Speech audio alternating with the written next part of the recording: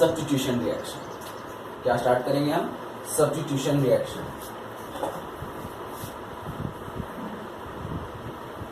Substitution reaction हमने जो पिछला किया था वो एडिशन रिएक्शन किया था।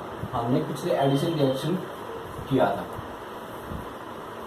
जो अभी तक हमने स्टार्ट किया हुआ था वो एडिशन था, जिसमें हमने इलेक्ट्रोलिटिक रेडिकल एडिशन, जिसमें हमने एग्जांपल दिया था आपको एंटी मार्कोनी। दूसरा मेरा था इलेक्ट्रोफिलिक एडिशन, जिसमें हमने एल्कीन की वेरियस रिएक्शंस की थी। और तीसरा मेरा है न्यूक्लियोफिलिक एडिशन रिएक्शन, जिसमें हमने कार्बोनिल की काफी सारी रिएक्शन की थी, एल्डिहाइड कीटोन की, ठीक है, जिसमें विद एलिमिनेशन और विदाउट एलिमिनेशन किया।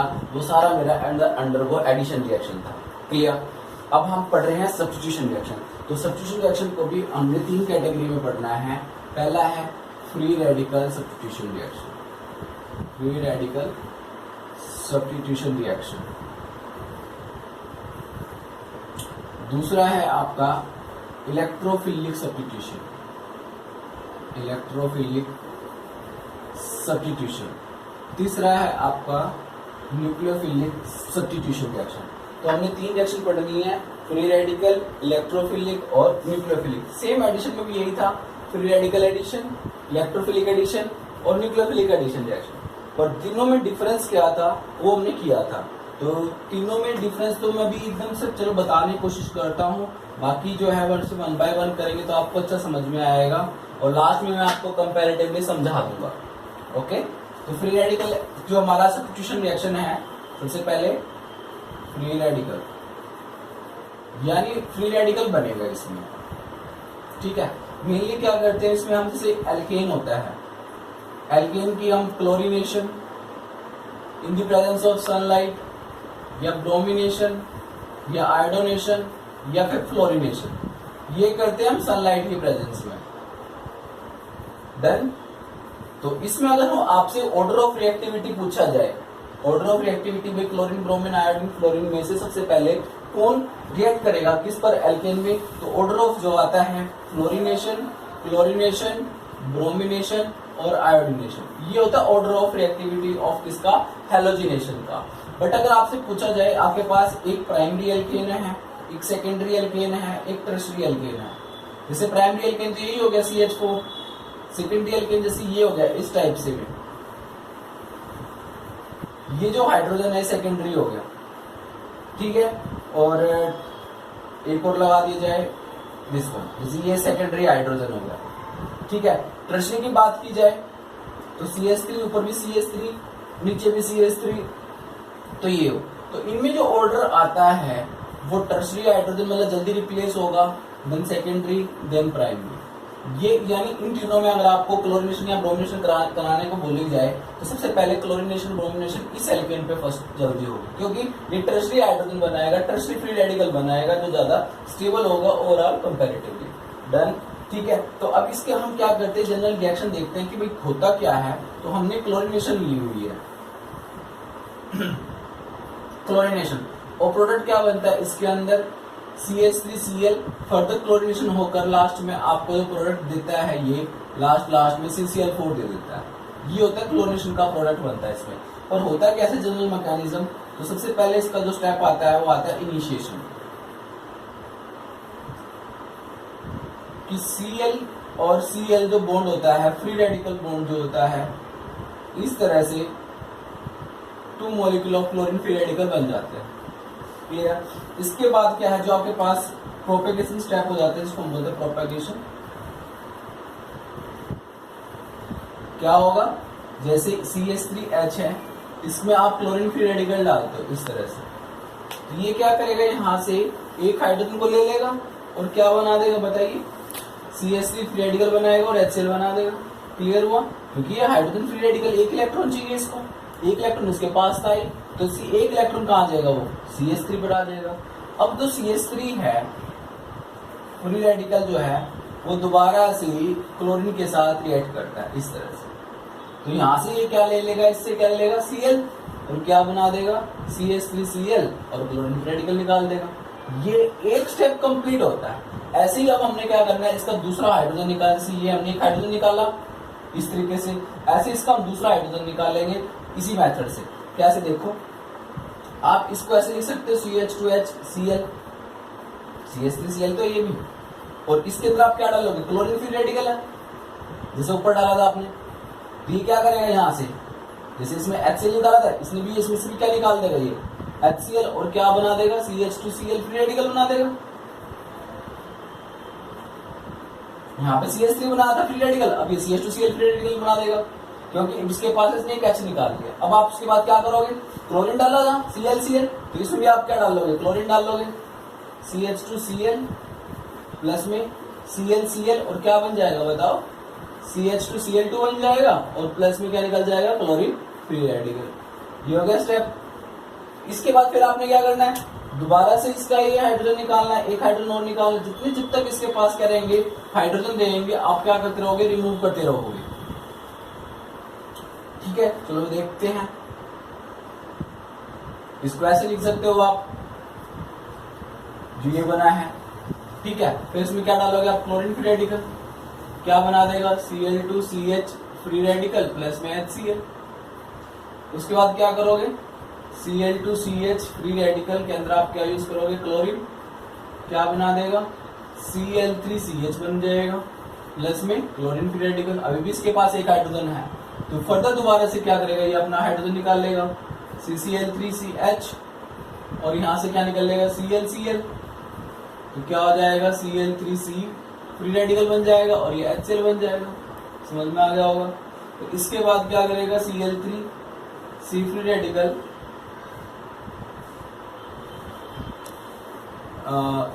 जस्ट अ मिनट, Cl3 यहाँ से क्या है, Cl3CH फ्री रेडिकल हो गया, इसने यहाँ से क्या निकाला, एक HCl निकाला, तो Cl3 फ्री रेडिकल हो गया। ठीक तो है, जस्ट अ मिनट। तो यहाँ पे Cl फ्री रेडिकल है, यहाँ पे आपका क्या है, क्लोरीन क्लोरीन आएगा, तो ये क्या बना देगा, CCl4 और प्लस में क्लोरीन फ्री रेडिकल। तो ये आपका स्टेप आ गया। पर अभी टर्मिनेट नहीं हुआ, तो आप टर्मिनेशन लिखोगे। इसमें टर्मिनेशन कैसे करोगे, 2 क्लोरीन फ्री रेडिकल को आप ऐड कर दोगे, तो क्या बन जाएगा, Cl2। तो इस तरह से ये आप इसका मैकेनिज्म करके दिखाओगे फ्री रेडिकल सब्स्टिट्यूशन से। क्लियर। तो इसमें हम एक और करते हैं, अल्टरनेटिवली आपको ध्यान में आ गया होगा कि हमने करा क्या है। ठीक है, पहले Cl फ्री रेडिकल, फिर Cl2 free radical, Cl free radical, Cl2 free radical, Cl free radical, Cl2, Cl free radical, Cl2। इस तरह से आपने ये सीक्वेंस होना चाहिए आपका। और यहाँ पर क्या सीक्वेंस बनेगा, फ्री रेडिकल तो फ्री रेडिकल, देखो दोनों फ्री रेडिकल है, फ्री रेडिकल होना चाहिए। Cl2 है तो बिना फ्री रेडिकल, मतलब विदाउट फ्री रेडिकल, इस तरह से होना चाहिए।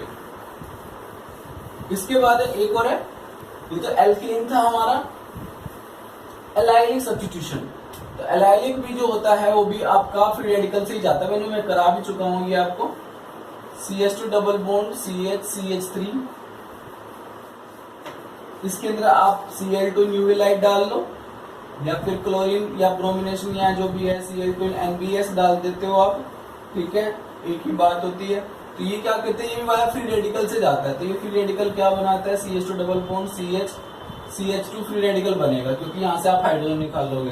तो बट ये जो फ्री रेडिकल है ये रेजोनेंस स्टेबलाइज है, कैसे, इस तरह से यहाँ फ्री रेडिकल आ जाएगा, CH डबल बॉन्ड CH2, ये बन जाएगा, डन।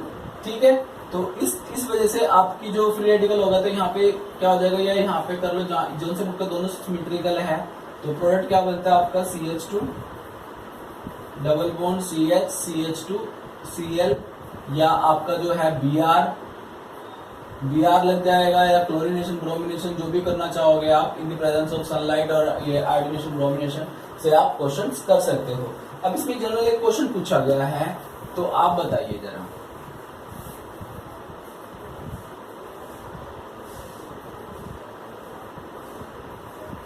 CH3 एक ये दिया हुआ है, एक ये दिया हुआ है,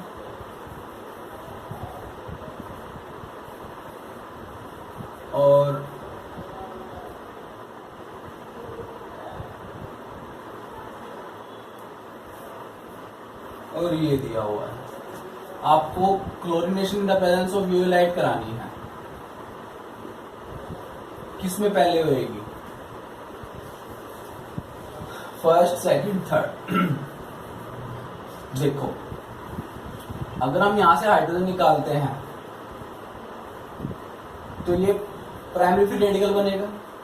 आप इसमें कहीं से भी हाइड्रोजन निकाल लो, ये क्या बन सकता है, सेकेंडरी फ्री रेडिकल बन सकता है।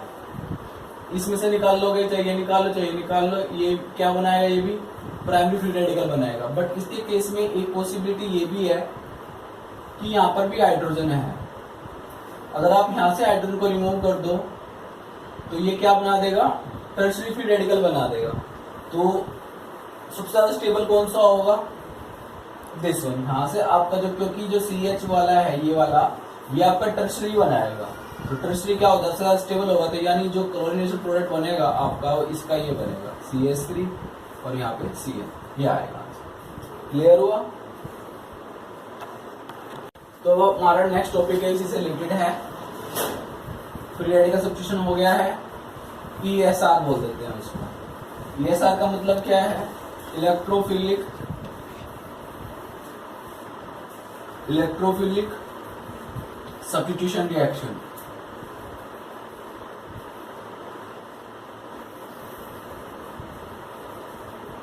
अब ये जो इलेक्ट्रोफिलिक सब्स्टिट्यूशन का मतलब क्या है कि आपके पास कोई ऐसा रिएक्शन होना चाहिए या कंडीशन होनी चाहिए जिसमें से आप क्या करो, किसी इलेक्ट्रोफाइल को, जैसे मान के चलो कोई पॉजिटिव पार्ट है, उसको आप क्या करो, किसी पॉजिटिव पार्ट से क्या कर दो, रिप्लेस कर दो। पॉजिटिव पार्ट को पॉजिटिव पार्ट से अगर आप रिप्लेस कर पाते हो तो उसको हम बोलते हैं सब्स्टिट्यूशन रिएक्शन। क्लियर, ठीक है। कि मेनली जो सब्स्टिट्यूशन रिएक्शन होती है ये आपकी एरोमेटिक के अंदर देखी गई है।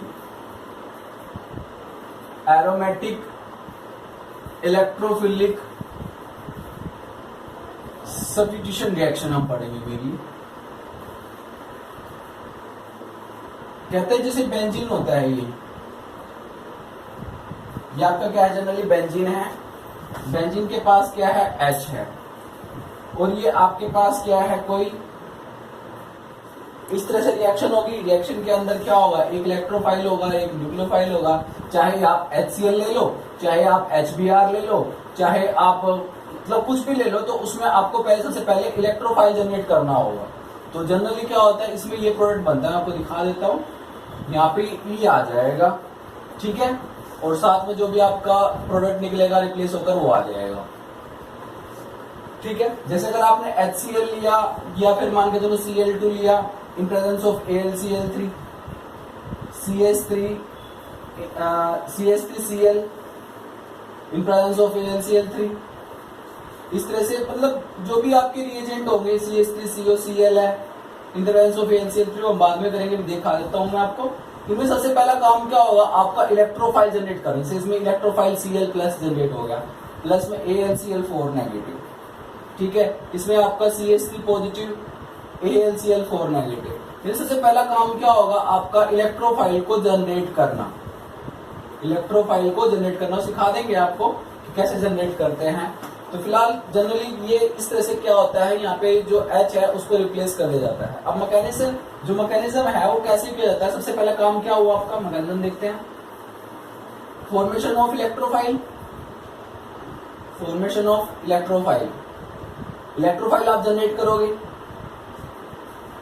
ठीक है। जैसे कि आपके पास ये है, यहाँ पे आपको कैटलिस्ट होगा, इसमें मैंने अभी आपको दिया था एग्जांपल Cl2 NaFeCl3 या AlCl3, इस तरह से वहां पे कैटलिस्ट भी होगा, जो भी होगा, दोनों के साथ मिलकर आपका क्या हो जाएगा, इलेक्ट्रोफाइल जनरेट हो गया। जैसे हमने जनरल इलेक्ट्रोफाइल जनरेट कर दिया है।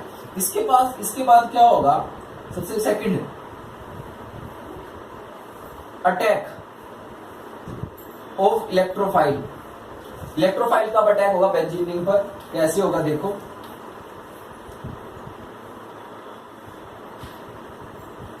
अब आपको पता है कि जो बेंजीन रिंग होती है वो इलेक्ट्रॉन रिच होती है, क्यों, क्योंकि उसके पास क्या है, पाई बॉन्ड होते हैं, और जो पाई बॉन्ड होते हैं वो एज ए न्यूक्लियोफाइल की तरह काम करती है। इनके पास इलेक्ट्रॉन डेंसिटी ज्यादा होती है।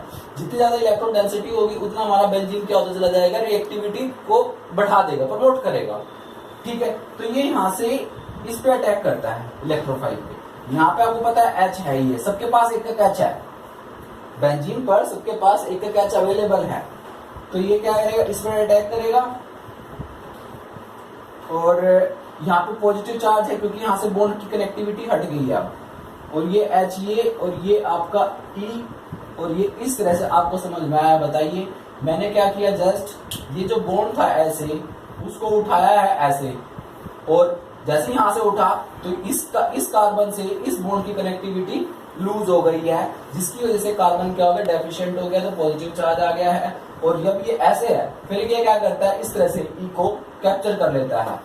और ई को कैप्चर क्यों करेगा, क्योंकि ई पे क्या है, पॉजिटिवली चार्ज है, इलेक्ट्रोफाइल है। तो अब ये बन गया आपका। उसके बाद कहा जाता है कि जो ये आपका इंटरमीडिएट बनता है ये रेजोनेंस स्टेबलाइज है। कैसे, जैसे ये बॉन्ड ये वाला है पॉजिटिव है, तो उसको स्टेबलाइज करने के लिए बॉन्ड यहाँ पहुंच जाता है, तो ये जो चार्ज है क्या करेगा, डिलोकलाइज कर जाएगा।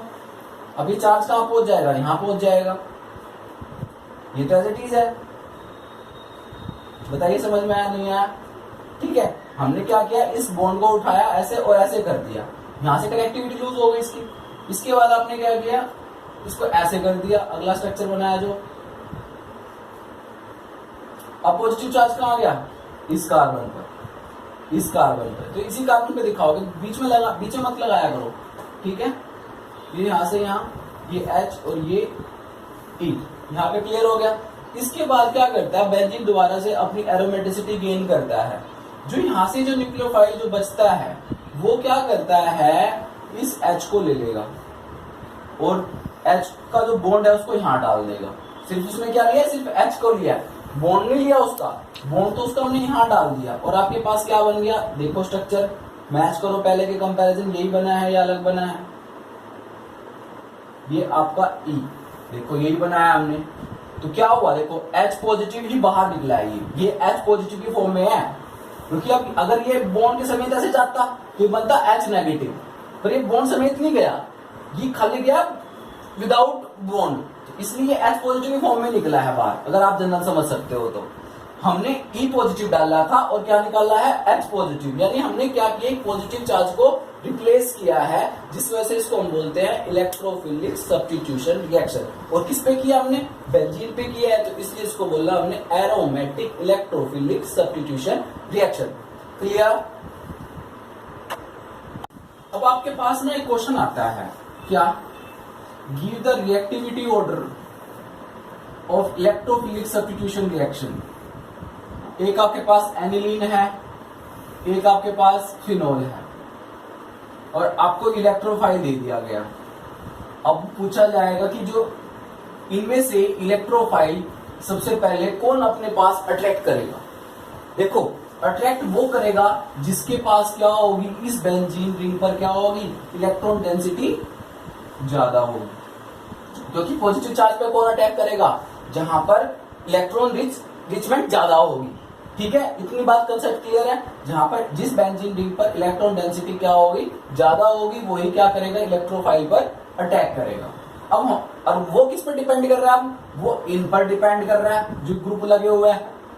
अगर ये बेंजीन रिंग को बहुत ज्यादा अमाउंट में इलेक्ट्रॉन दे रहा है, अगर ये ज्यादा दे रहा है तो इलेक्ट्रोफाइल इस पर चला जाएगा, अगर ये ज्यादा दे रहा है तो इलेक्ट्रोफाइल इस पर चला जाएगा। तो कंसेप्ट अब हमें ये समझना है।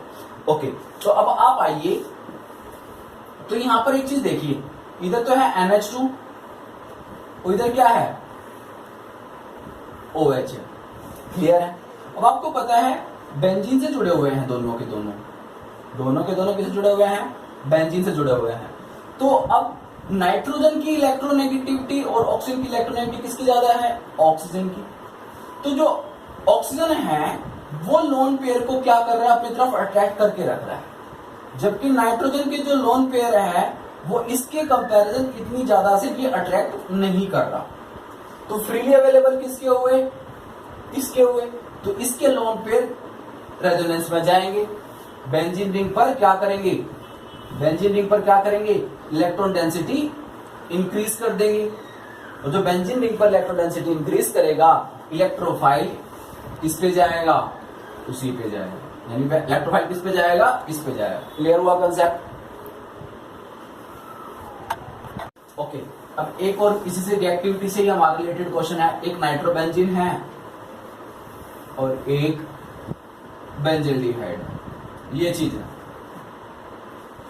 अब इन दोनों में से इलेक्ट्रोफाइल किसके पास जाएगा, अब दोनों के दोनों ही क्या करते हैं, इलेक्ट्रॉन विड्रॉइंग है, अगर आपको पता हो नेचर का, ठीक है। दोनों के दोनों इलेक्ट्रॉन विड्रॉइंग है। ये भी अपना क्या दिखाएगा, माइनस एम इफेक्ट दिखाएगा, और ये भी अपना क्या दिखाएगा, माइनस एम इफेक्ट दिखाएगा। पर माइनस एम इफेक्ट जो किसका सबसे ज्यादा है, वो नाइट्रोबेंजीन का ज्यादा है, ठीक है। NO2 का क्या है, ज्यादा है, ग्रेटर देन किससे, एल्डिहाइड से। तो अब बताइए इलेक्ट्रॉन डेंसिटी किस पे ज्यादा रहेगी, किस पे ज्यादा रहेगी। माइनस एम का इफेक्ट का मतलब क्या है कि ये बेंजीन रिंग से इलेक्ट्रॉन ज्यादा विड्रॉ करेगा। जो बेंजीन रिंग से ज्यादा इलेक्ट्रॉन विड्रॉ करेगा तो इलेक्ट्रॉन डेंसिटी वहां पर क्या हो जाएगी, कम हो जाएगी। और इसका मतलब है कि यहाँ पर इलेक्ट्रॉन डेंसिटी इसके कंपैरिजन क्या है, ज्यादा है। अगर इस पर ज्यादा है तो मेरा इलेक्ट्रोफाइल किस पे जाएगा, इस पे जाएगा। क्लियर। तो हमारा जो इलेक्ट्रोफाइल है इस एल्डिहाइड पे पहले जाएगा as comparison to this. Reason क्या, क्योंकि इसका जो माइनस एम इफेक्ट है वो इसके कंपैरिजन क्या है, कम है। ये रीजन है। क्लियर। आपके पास एक चार मतलब कंपाउंड है, बेंजीन, टोलिन, एनिलीन और बेंजल्डिहाइड, और आपसे पूछा हुआ reactivity order towards electrophilic substitution reaction. तो आप क्या देखोगे कि किसका मतलब इफेक्ट ज्यादा है, जो सब्स्टिट्यूशन लगे हुए हैं। अब आपको यहां पता होगा NH2 है, कौन सा इफेक्ट शो करता है, प्लस आर या प्लस एम एक ही बात है, ठीक है। CH3 भी क्या करता है, प्लस आई भी शो करता है, और हाइपर कंजुगेशन से अपना इफेक्ट भी शो करता है, प्लस आर, ठीक है। बट यहाँ पे जो CHO है इसका तो माइनस आर इफेक्ट होता है, बट यहाँ पर प्लस आर ज्यादा है क्योंकि इसमें प्लस आई होता है थोड़ा सा, ठीक है। तो इलेक्ट्रॉन डेंसिटी ज्यादा किस पे हुई, फर्स्ट, सेकंड, थर्ड, फोर्थ, बोलिए थर्ड पे, उसके बाद सेकंड पे, क्योंकि इनका बेंजीन रिंग को इलेक्ट्रॉन डोनेट करने का काम है। जो बेंजीन पर इलेक्ट्रॉन डोनेट करेगा वो इलेक्ट्रॉन डेंसिटी बढ़ाएगा, उसकी रिएक्टिविटी को भी इंक्रीज करेगा, ठीक है। थर्ड, सेकंड, क्या फोर्थ आएगा, नहीं, पहले आएगा फर्स्ट। क्यों, क्योंकि फर्स्ट पे तो कुछ भी ग्रुप नहीं लगा, फोर्थ पे तो इलेक्ट्रॉन विड्रॉइंग ग्रुप लगा हुआ है, इस वजह से क्या करेगा, इसकी रिएक्टिविटी को डिक्रीज करेगा। तो अब देखो आपके पास ये क्वेश्चन ये है, टोलिन, क्लोरोबेंजीन, एनिलीन और फिनोल। इंटरेस्ट आ रहा होगा कि सबसे ज्यादा आपको बताना है कि रिएक्टिविटी टुवर्ड्स इलेक्ट्रोफाइल किस पे, बताइए। वीडियो को पॉज करो और बता सकते हो आप, करिए।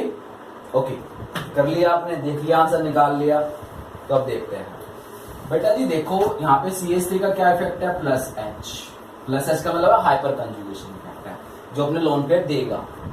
क्लोरीन का क्या है, प्लस आर भी है और माइनस आई भी होता है। आपको पता है कि बेंजीन रिंग पर minus I effect dominate over the plus R. यहाँ पे NH2 का टोटली प्लस आर, OH का भी टोटली प्लस आर, बट इन दोनों में इलेक्ट्रोनेगेटिविटी डिफरेंस की वजह से देखा जाता है कि किसका प्लस आर ज्यादा है, किसका प्लस आर कम है।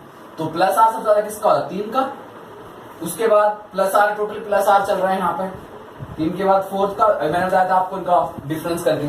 अब आ जाती है इनमें, अब आप देखो प्लस एच का मतलब कंप्लीटली इलेक्ट्रॉन डोनेट कर रहा है, कोई इलेक्ट्रॉन ले नहीं रहा है, कोई इलेक्ट्रॉन ले नहीं रहा है, जबकि यहाँ पर क्या हो रहा है, बेंजीन रिंग से ये माइनस आई इफेक्ट के थ्रू इलेक्ट्रॉन को विड्रॉ कर रहा है। कहां से, बेंजीन रिंग से, जिसकी वजह से बेंजीन रिंग पर क्या हो गई, इलेक्ट्रॉन डेंसिटी डिक्रीज कर गई।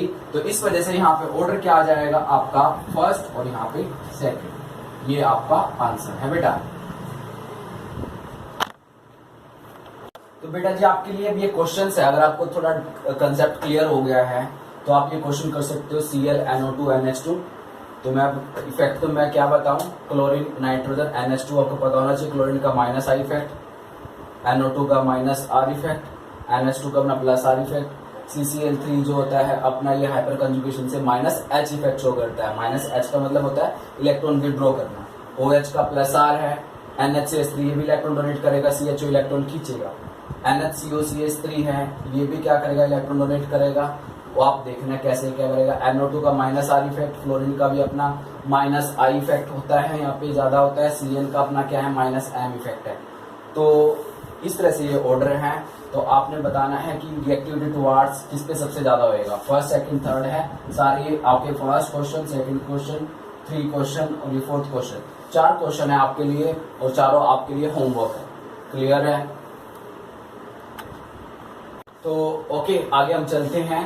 अब हम बात करते हैं, ये जो मैंने कुछ ग्रुप लिखे हुए हैं सारे के सारे फिलहाल तो ये आपके ऑर्थोपैरा डायरेक्टिंग है। ऑर्थोपैरा डायरेक्टिंग, इनको हम बोलते हैं ऑर्थोपैरा डायरेक्टिंग। ऑर्थोपैरा डायरेक्टिंग का मतलब क्या है कि अगर ये आपके बेंजीन रिंग पर कोई भी इनमें से मैंने XYZ कोई भी ग्रुप लगा हुआ है, NH2 एनिलीन है, फिर NHR है प्राइमरी अमीन, मतलब इस तरह से ये सेकेंडरी अमीन, ये आपका OH और OR, और एक तरह से नहीं है इनका, इसका प्लस आर इफेक्ट सबसे ज्यादा है, इसका प्लस, और इस तरह से प्लस प्लस आर इफेक्ट जो होता है डाउन तक ऐसे जाओगे वो कम होता चला जाता है, ये ध्यान रखना। ये कोडर है, ये लगा लो आप।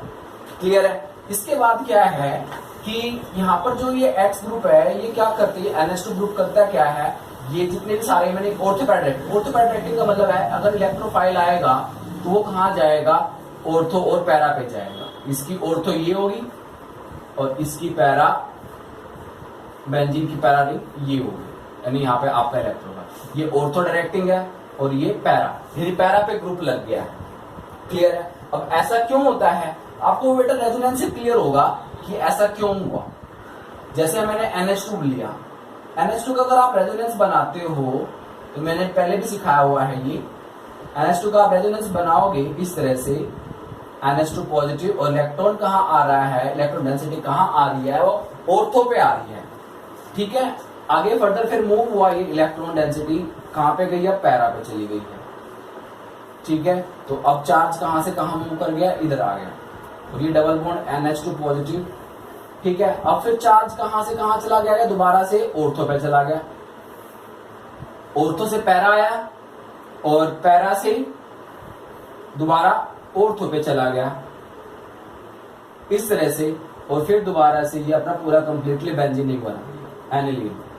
जितने भी ये सारे मैंने लिखे हैं ग्रुप, ये सारे सबके पास लोन पेयर है, इन सबके पास लोन पेयर है। जिनके पास लोन पेयर होंगे, एक तरह से आप एक चीज देख रहे होंगे, ऑब्जर्व कर रहे होंगे, नाइट्रोजन फैमिली, ये सारी नाइट्रोजन फैमिली है, ये भी नाइट्रोजन फैमिली है, ऑक्सीजन फैमिली, ये तीनों ऑक्सीजन फैमिली है, और इधर एक सल्फर, इसके पास भी लोन पेयर है क्योंकि ऑक्सीजन फैमिली से बिलोंग करता है। इधर ये CH3, CH2, CH3 और ये CH3, मतलब टर्सरी जो आप कह सकते हो।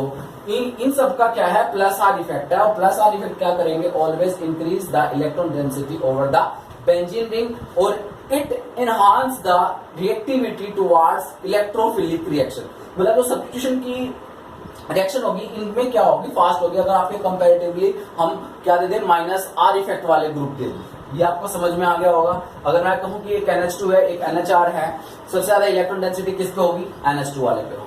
अगर मैं आपको कह दूं एक NH2 और एक OH है, सबसे ज्यादा इलेक्ट्रॉन डेंसिटी किस पे होगी, NH2 पे होगी।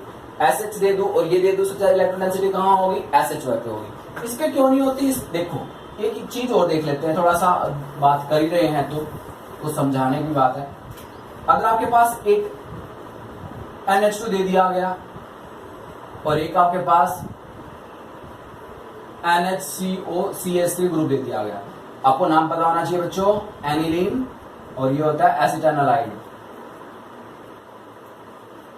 ओके, तो देखो इसके पास भी लोन पेयर है, यहां इसके पास भी लोन पेयर है, ये भी लोन पेयर डोनेट करेगा, ये भी लोन पेयर डोनेट करेगा, बट किसका प्लस आर इफेक्ट ज्यादा है, इसका ज्यादा है। क्यों? क्योंकि बेटा देख कंसेप्ट है यहाँ पर कि जो नाइट्रोजन है उसके जो लोन पेयर है इधर भी इन्वॉल्व हो रहे हैं, इधर कार्बोनिल ग्रुप है वो भी रेजोनेंस के थ्रू ये भी खींच रहा है, तो ये इसके कंपैरिजन इलेक्ट्रॉन डेंसिटी को क्या कर रहा है, कम कर रहा है, जिसकी वजह से एनिलीन जो होगा मोर रिएक्टिव होगा टुवर्ड्स इलेक्ट्रोफिलिक सब्स्टिट्यूशन रिएक्शन के केस में। क्लियर? अब हम करते हैं मेटा डायरेक्टिंग का। तो बेटा जी मैंने कुछ ग्रुप लिखे हैं, ये कुछ फंक्शनल ग्रुप लिखे हैं, पहले भी कुछ लिखे थे, अब फिर दोबारा कुछ और लिखे हैं। ये देखो सारे के सारे carbon family, aldehyde, acid, ester, यहां तक कि क्या कीटोन, नाइट्राइल, अमाइड भी लिख सकते हो, CuNH2। ठीक है, ये आपके सारे कार्बन फैमिली के फंक्शनल ग्रुप है, NO2, SO3H और ये CH3। ये सारे के सारे क्या है आपके, ये इलेक्ट्रॉन विड्रॉइंग ग्रुप होते हैं। अब आपको पता है अगर बेंजीन पर इलेक्ट्रॉन विड्रॉइंग ग्रुप लगेगा, जैसे कि हमने लगा दिया, सपोज करो एल्डिहाइड लगा दिया, तो बेंजीन रिंग पर क्या करेगा वो बताइए, इलेक्ट्रॉन डेंसिटी को क्या कर देगा, कम कर देगा। कैसे बचला, जब रेजोनेंस के थ्रू हमने देखा कि इस पर तो रेजोनेंस से क्या आ गया, पॉजिटिव चार्ज आ गया बेंजीन रिंग पर। तो ये पॉजिटिव चार्ज कहां डिलोकलाइज करेगा, देखो अभी पॉजिटिव ऑर्थो पे है तो यहां से कहां चला जाएगा, वो पैरा पे चला जाएगा। आपने हमेशा ध्यान रखना है कि जो चार्ज होगा वो हमेशा कहां मूव करेगा, ठीक है, ऑर्थो से पैरा, पैरा से ऑर्थो, इस तरह से। अब चार्ज कहां गया, यहां पे आ गया, ठीक है, फिर वापस, और ये इस तरह से। तो आपने रेजोनेंस के थ्रू देखा कि जो पॉजिटिव चार्ज है वो कहां मूव किया, वो ऑर्थो में मूव किया और पैरा में मूव किया, positive charge. In case of एक इसमें इलेक्ट्रॉन विड्रॉइंग के केस में।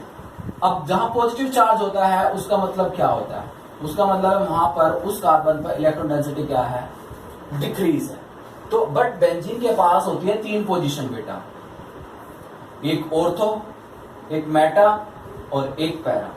अब आपने जब रेजोनेंस चलाया तो रेजोनेंस में सिर्फ पॉजिटिव चार्ज कहां आया, ऑर्थो पैरा पे आया, बट मेटा पे नहीं आया। इसका मतलब है वहां पर कुछ ना कुछ उसके कंपैरिजन इलेक्ट्रॉन डेंसिटी ज्यादा होगी। तो आपका इलेक्ट्रोफाइल क्या करेगा, तो जो आपका जो बेंजीन है या जो भी से रिलेटेड है, अगर इलेक्ट्रॉन विड्रॉइंग ग्रुप लगा होगा तो वो ऑर्थो और पैरा पे क्या करेगा, पॉजिटिव चार्ज आ जाएगा।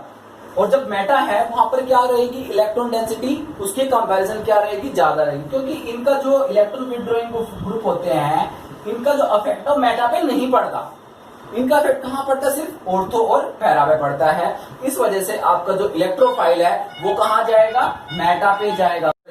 जैसे कोई भी ग्रुप लग जाए, अगर CN लग जाए, ठीक है, CN भी क्या करता है, मेटा डायरेक्टिंग होता है। कैसे, देखो बेटा, इस तरह से रेजोनेंस अगर आप बनाओगे तो ये भी क्या करता है, मेटा डायरेक्टिंग होता है। तो ये भी पॉजिटिव चार्ज इस तरह से हो जाता है इनका। तो एक तरह से अगर आप CN की इलेक्ट्रोफाइल लगाओगे तो CN पे इलेक्ट्रोफाइल कहां जाएगा बताओ, मेटा पोजीशन पे। मेटा पोजीशन कहां है, ये इनको बोलते हैं मेटा डायरेक्टिंग, यानी all electron withdrawing group are meta directing in nature, और all electron donating in nature वो कैसे होंगे, ortho para directing in nature होंगे। और मेटा डायरेक्टिंग में सिर्फ एक ही प्रोडक्ट बनेगा, जबकि आपके ऑर्थो पैरा डायरेक्टिंग में 2 प्रोडक्ट बनते हैं in case of electron donating group. अगर हम बात करें हेलोजिनेशन की बात करें, ठीक है, हेलोजिनेशन का बेटा जी 2 इफेक्ट होते हैं। कहता है कि जो हेलोजन होते हैं जैसे क्लोरीन हो गया, ब्रोमीन हो गया, इस तरह से क्लोरीन ग्रुप लगा हुआ है, तो ये प्लस R इफेक्ट तो होता ही है इनका माइनस I इफेक्ट भी होता है। यानी इनको बोलते हैं ऑर्थो पैरा डायरेक्टिंग, बट क्या करते हैं, ये डीएक्टिवेट करते हैं।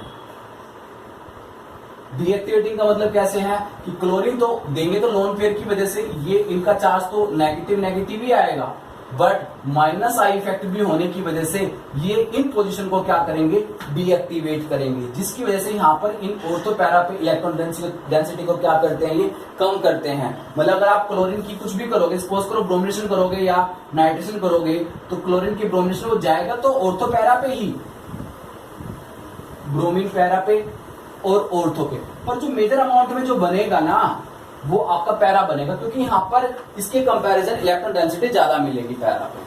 क्लियर है, डन बेटा। इसमें एक चीज हो रहा है कि जैसे रेजोनेंस में जैसे कुछ का रेजोनेंस इफेक्ट होता है, कुछ का प्लस R होता है, कुछ का किसी का प्लस H होता है, तो किसी का प्लस I होता है या माइनस I होता है, ठीक है, माइनस H, और किसी का माइनस R। तो जो प्लस H और माइनस R है ये डिस्टेंस पर इफेक्ट नहीं करता, इनका डिस्टेंस पे नॉट डिपेंडेंट, कि भाई मान के चलो एक यहाँ पे डिस्टेंस हो गया और एक यहाँ पे डिस्टेंस हो गया, तो इनका यहाँ से कोई लेना देना नहीं है, डिस्टेंस से कोई लेना देना नहीं है। ऑर्थो पैरा पे जो रेजोनेंस होता है वो इक्विवेलेंट जाता है, रेजोनेंस का जो इफेक्ट होता है, जबकि जो माइनस I प्लस I होता है ये डिस्टेंस पे डिपेंड करती है। अगर मान के चलो कोई, अगर सपोज करो इसका माइनस I इफेक्ट कंसिडर कर लिया हमने, तो ये ऑर्थो और पैरा में से कहां से इलेक्ट्रॉन डेंसिटी ज्यादा खींचेगा, ऑर्थो से। अगर इसका माइनस I इफेक्ट आपने कंसिडर किया है तो ये ऑर्थो से ज्यादा इलेक्ट्रॉन डेंसिटी खींचेगा और पैरा से कम खींचेगा। क्लियर हुआ, यस। तो अब हम कुछ रिएक्शंस करते हैं एरोमेटिक के ऊपर कोई अगर कुछ ग्रुप लगा हुआ है वो अलग डिसाइड करेगा कि ऑर्थो पे जाएगा या पैरा पे जाएगा, ठीक है। अदरवाइज जनरली सिंपल सी हम क्या करते हैं, इसमें इलेक्ट्रोफिलिक सब्स्टिट्यूशन रिएक्शन देखते हैं। अगर आपको बेंजीन पर क्लोरीन ग्रुप लगाना है तो कैसे आएगा, ब्रोमीन कैसे आएगा, नाइट्रो ग्रुप लगाना है तो कैसे आएगा, CH3 ग्रुप लगाना है तो कैसे आएगा, और CH3CO ग्रुप लगाना है तो कैसे आएगा, ठीक है। एल्डिहाइड ग्रुप लगाना है तो कैसे आएगा। तो इन सब का मैं आपको इलेक्ट्रोफाइल जनरेट करने का तरीका बता रहा हूं। जैसे क्लोरीन है तो क्लोरीन के लिए रिएजेंट यूज करोगे Cl2 इन AlCl3, ठीक है। तो Cl क्या करेगा, इस तरह से AlCl3 ये होता है।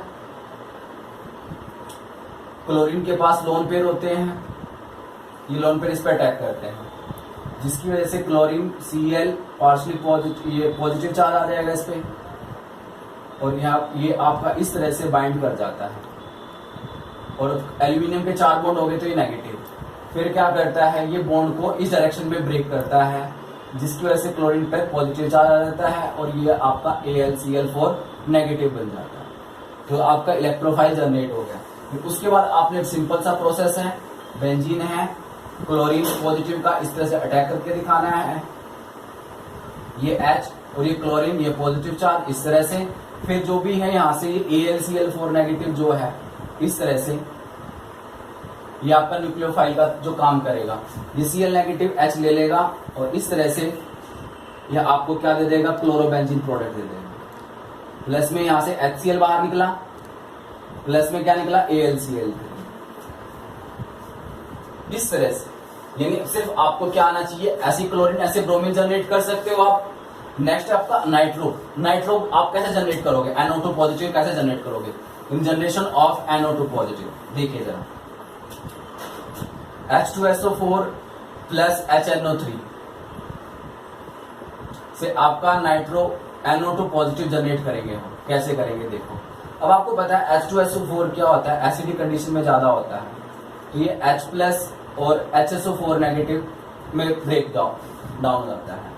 उधर HNO3 है, स्ट्रक्चर क्या है, आप स्ट्रक्चर बनाइए उसका, ये HNO3 का स्ट्रक्चर है, ठीक है। फिर क्या करता है, यहां से H प्लस ये है, ऑक्सीजन के ऊपर लोन पेयर है ये वाले, तो ये इसका यहां से इस तरह से OH2 पॉजिटिव बन जाता है, और ये N डबल बॉन्ड O इस तरह से।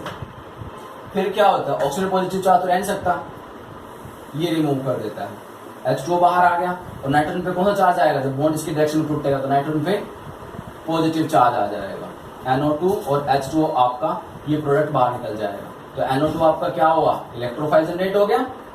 अब इसके बाद तो क्या है, सिंपल सी रिएक्शन होती है, वही बेंजीन लिया, बेंजीन में आपने NO2 पॉजिटिव डाला, ठीक है, और ये इसने क्या बना दिया, H और ये NO2 ये बना दिया। इसमें जैसे कि आपको सल्फोनेशन करनी है, मैंने भी आपको क्लोरिनेशन बताई, ब्रोमिनेशन बताई, नाइट्रेशन बताई, ठीक है। अब सल्फोनेशन के लिए क्या करोगे, आप H2SO4 यूज करोगे, तो वहां से आपको क्या मिलेगा, HSO4 नेगेटिव और SO3 पॉजिटिव प्लस वाटर। तो यहां से आपका ये 2 मॉलिक्यूल आप इसको यूज करोगे, तब जाके आपको ये मिल जाएगा SO3। क्लियर है, बैलेंस कर लेना। बाकी वो इसमें एक था फ्रीडल क्राफ्ट एल्काइलेशन और एक फ्रीडल क्राफ्ट एसाइलेशन, 2 रिएक्शन है इसके अंदर। तो उसमें CH3Cl in the presence of AlCl3, तो ये भी क्या करता है, CH3 पॉजिटिव और AlCl4 नेगेटिव, ये आपका इलेक्ट्रोफाइल जनरेट कर दिया है। तो बेंजीन पर अगर आपने क्या लगाना हो, मिथाइल ग्रुप लगाना हो, तो उसको हम बोलते हैं फ्रीडल क्राफ्ट एल्काइलेशन। और रिएजेंट क्या यूज करोगे बेटा, CH3Cl in the presence of anhydrous AlCl3, anhydrous AlCl3, और उससे आप जनरेशन करके दिखाओगे, तो मैकेनिज्म करोगे इलेक्ट्रोफाइल का जनरेशन करा के। अगर दूसरा आपका लास्ट रह गया है Friedel Crafts acylation, Friedel Crafts acylation, acylation में आप क्या यूज करते हो, CH3COCl in the presence of anhydrous AlCl3। तो ये भी पहले क्या करेगा, इसके साथ रिएक्ट करेगा और क्या बनाएगा, इलेक्ट्रोफाइल जनरेट करेगा बेटा इस तरह से, प्लस में AlCl4 नेगेटिव। फिर आप बेंजीन लोगे, बेंजीन के अंदर ही आप ये रिएजेंट डाल लोगे, CH3CO पॉजिटिव, और ये आपको क्या दे देगा, COCH3 एसिटोफिनोन, एसिटोफिनोन। इस रिएक्शन को हम क्या बोलते हैं, फ्रीडल क्राफ्ट एसाइलेशन। देखो ये जो ग्रुप होता है इसको हम बोलते हैं एसाइल। अगर यहाँ पे आपने CH3Cl लिया तो ये बोलेंगे, हम क्या बोलेंगे इसको, फ्रीडल क्राफ्ट एल्काइलेशन। तो हमने आज आपको nitration, sulphonation, Friedel craft alkylation, Friedel Crafts acylation, generally ये रिएक्शन सारी करके दिखाए। और इन सब का मेन जो बेसिक था वो क्या था, इलेक्ट्रोफिलिक सब्स्टिट्यूशन रिएक्शन था। ओके, तो बच्चों ये आपने आज करके आना है जितना मैंने आपको बीच में होमवर्क दिया हुआ है, ठीक है। और बाकी वही सेम, बाकी इसका नेक्स्ट पार्ट हम कल करेंगे। तो थैंक यू। वीडियो को लाइक, शेयर और सब्सक्राइब करें और देखते रहिए आर की केमिस्ट्री।